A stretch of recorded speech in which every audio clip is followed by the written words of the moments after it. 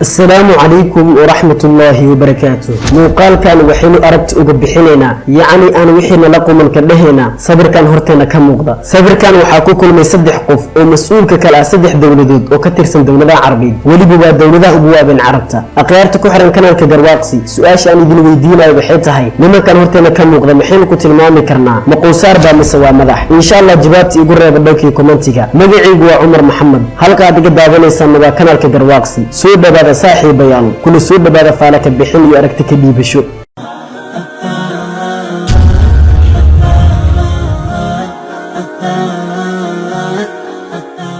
كهر انت اين الموضوع باحدي سجلين اريق قوسار او انا موقالك بلوغيسا كشيغي عدي ان اقونين waxaa laga wadaa xoolo raac Soomaalidu qowsar waxay u taqaanaa qofka xoolaha daaqsingeeya ama xoolaha raaca oo xoolaha ilaaliya ereyga qowsaar afka carabiga waxaa lagu yiraahdaa arraaci xoolo raac ama xoolo ilaaliye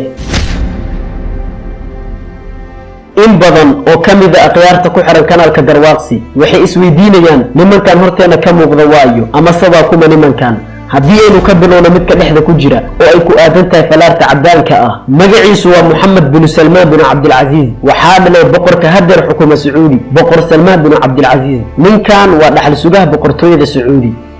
midka xiga dhinaca midig oo ay ku aadan tahay falaarta casaanka ah magaciisu waa Dahnuun bin Zayd waa mustashaar al-amn al-imaarati la taliyaha amniga wadanka imaaraadka midka kale ee xiga dhinaca bidixda oo ay ku aadan tahay falaarta cagaarta ah magaciisu waa Tamiim bin Ahmed waa amiirka Qatar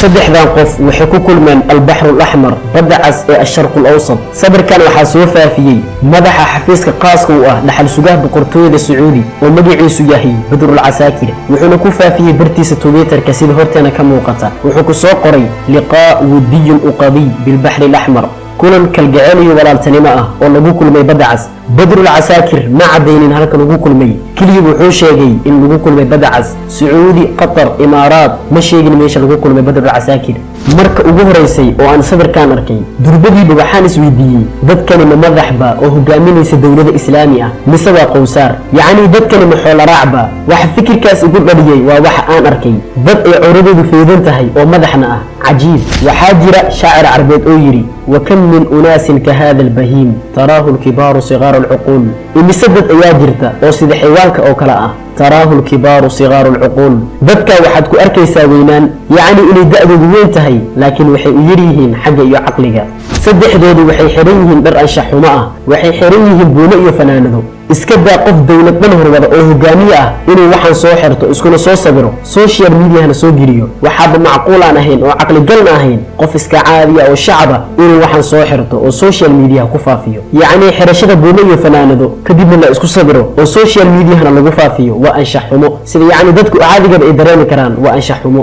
lama sheegin sababta loo kulmay wax laga hadlaa iyo halka lagu kulmayba kaliya waxa la dhahay liqaa wadiy uqadi fil bahr al-ahmar kulan kalgacayl iyo walaaltanimo oo lagu kulmay badda cas kaliya waxa la dhahay badda cas lama sheegin halka lagu kulmay qarintaas la qariyo halka lagu kulmay iyo waxa laga hadlayay waxaynu ka fahmi karnaa inay jiraan waxyaabo fara badan oo umad laga qarinayo ama laga qariyay ilaahay ka qabta shartooda umada muslimiinta ah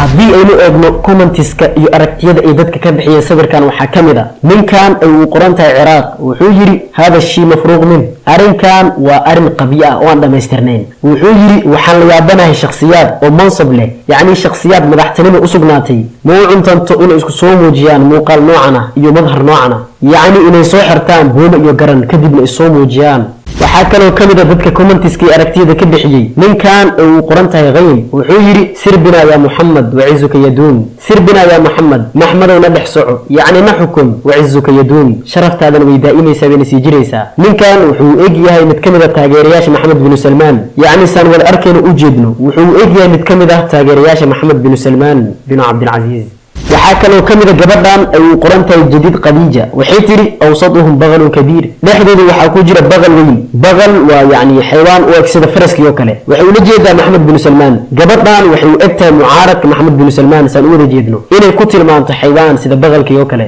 waxaa kaloo kamid ah ninkan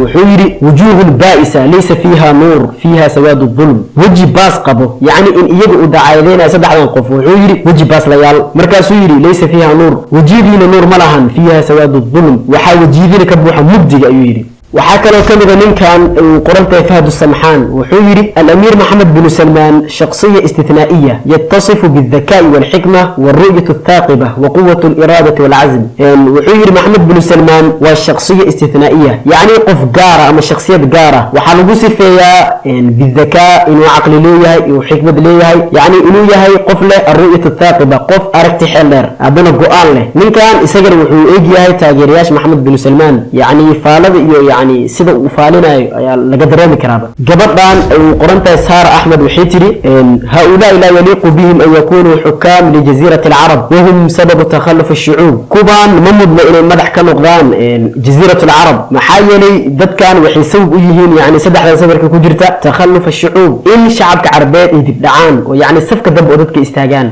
وحاكى له كبد قبضان وحينتري من الرائع رؤيتهم يرتدون ملابس غير رسمية يعني